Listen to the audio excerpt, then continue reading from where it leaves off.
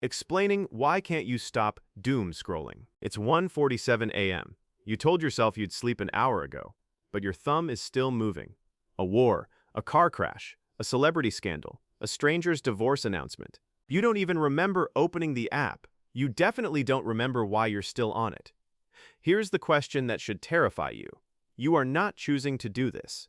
Something else is choosing for you. By the end of this video, you're going to understand exactly why your brain does this. Not as a character flaw, not because you have no discipline, but because you are running headfirst into a machine built by thousands of engineers, psychologists, and data scientists whose literal job is to make sure you never put the phone down. This isn't a video about willpower. This is a video about the science of why willpower was never going to be enough, and what actually works instead. Let's get into it. Let's define our terms first, because doom scrolling gets thrown around loosely. Doom scrolling is the compulsive consumption of negative, distressing, or anxiety-inducing content, usually through an endless scroll social feed, often at the expense of sleep, mood, or productivity. And critically, it continues even after the person consciously wants to stop. That last part is the key. Doom scrolling isn't just reading bad news. It's reading bad news you don't want to be reading, on a loop you can't seem to exit. The term exploded during 2020, during the early pandemic lockdowns, when millions of people found themselves refreshing case counts, death tolls, and lockdown updates for hours a day. But the behavior itself is much older than the word. It's the same behavior that made people slow down to look at car accidents on the highway. It's the same behavior that made tabloid headlines about murders outsell headlines about charity donations for 100 years. What's different now is the delivery mechanism. A newspaper had maybe one front page a day.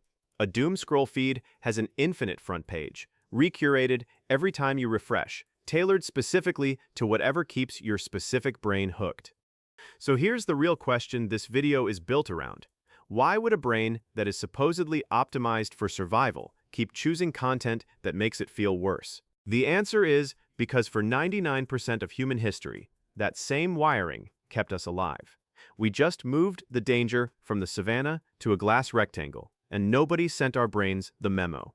Let's break down the actual mechanisms, because there isn't just one. There are at least 5 different systems working together, sometimes against each other, and understanding each one is what's going to let you actually interrupt the cycle instead of just feeling guilty about it. Psychologists have known about this for decades. In 2001, researchers Roy Baumeister, Ellen Bratzlavsky, Katrin Finkenauer, and Kathleen Vohs published a paper with one of the most quietly devastating titles in the history of psychology: Bad is Stronger Than Good. Their review of the literature found, over and over across dozens of studies, that negative events, negative emotions, and negative feedback have a larger impact on the brain than positive ones of equal intensity. Losing $100 hurts more than finding $100 feels good. A single harsh criticism can outweigh 5 compliments. One bad interaction can ruin an otherwise good day, but one good interaction rarely saves an otherwise bad one. Why would evolution build a brain like this? Think about it from a survival standpoint. If your ancestor missed out on a piece of good news, a new source of berries, a nice sunset, a friendly stranger, the cost was low, mild disappointment. But if your ancestor missed a piece of bad news, a predator nearby, a spoiled food source, a hostile tribe, the cost could be death. So brains that weighted threats more heavily than rewards survived more often than brains that weighted them equally. Over hundreds of thousands of years, that asymmetry got baked in. We are quite literally the descendants of the anxious ones.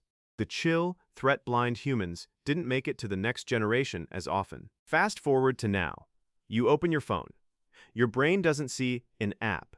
It sees an endless stream of potential threat information, and it is neurologically incapable of treating that information as unimportant. Every headline about a disaster, every video of a conflict, every post about an economic collapse, your ancient threat detection system flags it as this could be relevant to your survival, even though, realistically, scrolling about a wildfire on the other side of the planet does nothing to protect you from anything. Here's the cruel twist. Because the threat is virtual, you can never resolve it. In the ancestral environment, you'd see the threat, respond, run, fight, hide, and the threat response would complete. Cortisol would spike, then come back down. But scrolling gives you the threat detection without the resolution.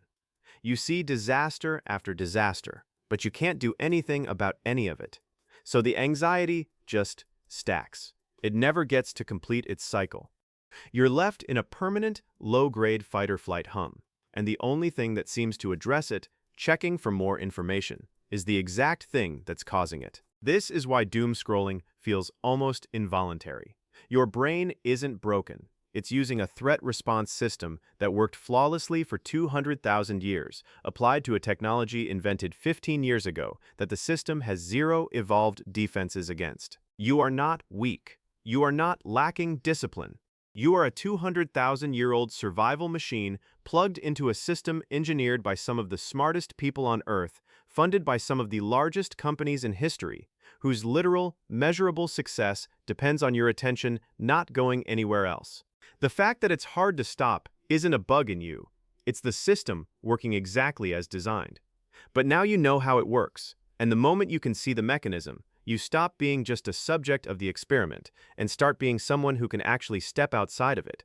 If this helped you understand your own scrolling a little differently, let me know in the comments and subscribe.